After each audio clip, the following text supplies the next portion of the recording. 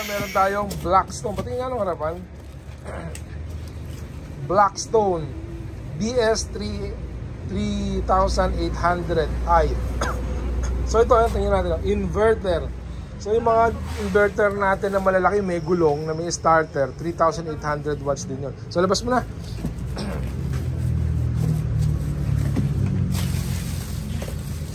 Ang cute ha. Ganda. Oh. Yan oh, 7.5 horsepower pala siya. Kala ko no, 154 ang makina nito eh.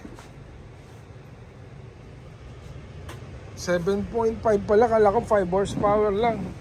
Kasi yung nabili kong generator na inverter, yung meron mga gilid, siguro may mga kumpanya naglabas nun. Yung mga silent type na inverter, yung mga 4,000 watts, 38 watts, yung meron mga plastic na gano'n nakapaikot sa kanya. Tahimik nga siya.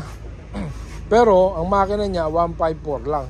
So ito, ang kagandahan nito, ang makina nito, maraming pyesa, 7.5 horsepower.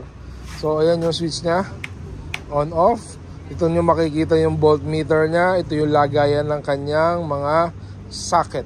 Ayan yung lagayan ng kanyang langis at saka yung lagayan, drain ng langis pag i-change oil nyo. So may capacity yung tank nito na 7.5 din liters na gasoline. So tingnan natin yung likod niya. Yung record starter niya, madali lang yung peso niyan.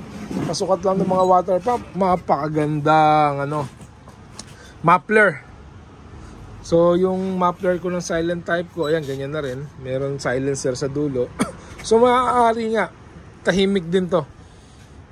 Tahimik din to. Magandang klase to. So ala na yung dinamo niya dito. So wala yung dinamo. Ang dinamo niya, ikot. Ganito, may bakal pa yung kanyang buyo. So ang dinamo niya nandito na sa flywheel. Ayan. So ang pinoproduce ng kanyang flywheel, hindi 220. 12 volts lang ang pinoproduce ng kanyang flywheel na kuryente.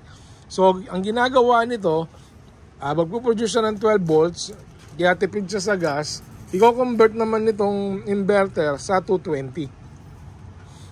Napakaganda. Okay ito. So sa susunod natin vlog, testingin natin to kung ano-ano yung mga kayang paandarin nito. Iharap mo nga sa akin ulit, brother. So ayan. Copper to, copper pagka Blackstone. Pure copper. Pure copper siya.